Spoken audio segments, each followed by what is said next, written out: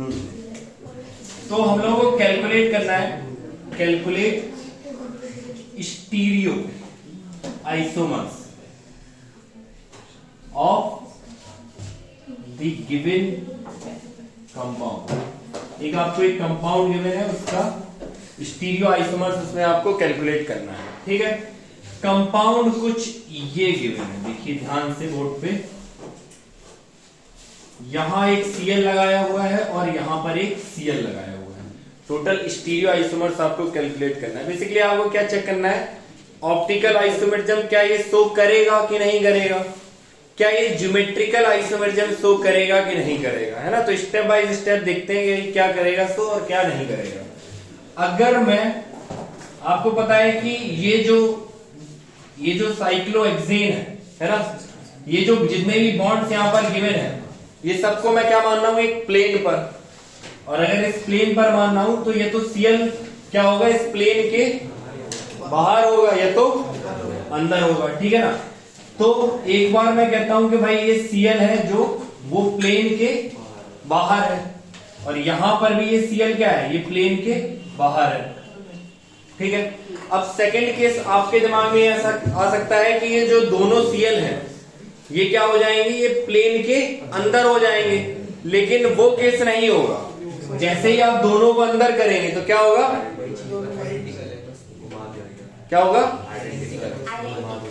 हाँ आइडेंटिकल हो जाएगा। ठीक है, क्योंकि मैं उसको रोटेट कर दूंगा 180 डिग्री, ऐसे रोटेट कर देंगे 180 डिग्री, तो वो क्या हो जाएगा, आइडेंटिकल। तो ये वाला आइडेंटिकल है, मतलब आपके कहने के हिसाब से ये वाला क्या है ना, ये और यहां पर भी ऐसा मैं क्या कर देता हूं डैश पे, तो ये आपस में है आइडेंटिकल। ठीक है, तो इसका एक और केस बनाते हैं। एक और केस में क्या आएगा, एक बार Cl प्लेन के बाहर है और इस बार इस Cl को क्या कर दूंगा, प्लेन के अंदर। ठीक है, तो एक बार इसको क्या कर देते हैं, प्लेन के अंदर। तो प्लेन के अंदर इसको डैश पर लेके चले गए तो ये Cl आया, और ये वेज पर चले गए तो ये इस तरीके से आ गया। ठीक है, अब यहां पर देखिए ये दोनों Cl एक साइड पर है, एक साइड पर है, तो इसको हम बोल देंगे क्या, सिस। ठीक है ना, सेम ग्रुप सेम साइड पर, तो ये हो जाएगा सिस, और यहां पर क्या हो जाएगा, ट्रांस।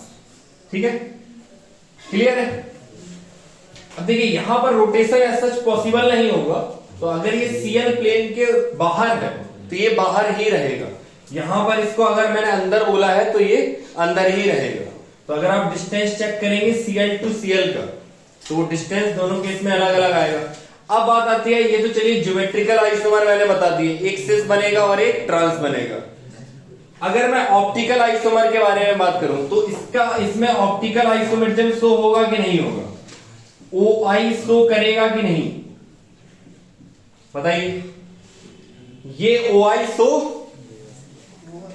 नहीं करेगा, क्योंकि यहां पर प्लेन ऑफ सिमेट्री प्रेजेंट है ना। कौन सा प्लेन ऑफ सिमेट्री प्रेजेंट है, मैं इसको इस तरीके से काट दूं, ठीक है ना, तो क्या होगा, ये कार्बन, ये क्लोरीन और ये क्लोरीन, ये सब क्या है, बीच से ऐसा कट जाएगा।